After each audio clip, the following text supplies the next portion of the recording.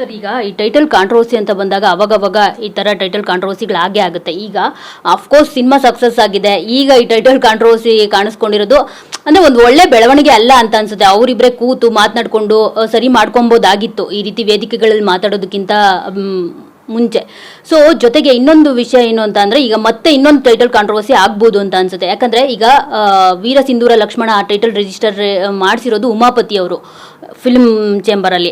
ಆದ್ರೆ ಈಗ ದರ್ಶನ್ ಅವರು ಕೂಡ ಒಂದು D59 ಸಿನಿಮಾ ಏನಿದೆ ಅದ್ರ ಮೇಲೆ ಇದು ಲಕ್ಷ್ಮಣನ ಕತೆ ಅಂತ, ಈ ಟ್ರೂ ಸ್ಟೋರಿ ಆಫ್ ಸಿಂಧೂರ ವೀರ ಲಕ್ಷ್ಮಣ ಅಂತ ಇದೆ. ಅದೇ ಟೈಟಲ್ ಇನ್ನೂ ಫಿಕ್ಸ್ ಆಗಿಲ್ಲ.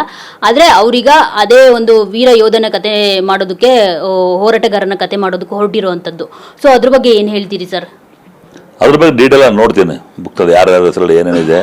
ಅದು ಸುಮ್ಮನೆ ಅಥೆಂಟಿಕ್ ಸ್ಟ್ಯಾಟಿಸ್ಟಿಕ್ಸ್ ಹೇಳೋಕ್ಕಲ್ಲ, ಅಥೆಂಟಿಕೇಟೆಡ್ ಇದು. ಯಾವ ಟೈಮಲ್ಲಿ ಆಗಿದ್ದು ಕಾಟೇರ ಬಗ್ಗೆ ಇಷ್ಟು first let us talk about Kaatera.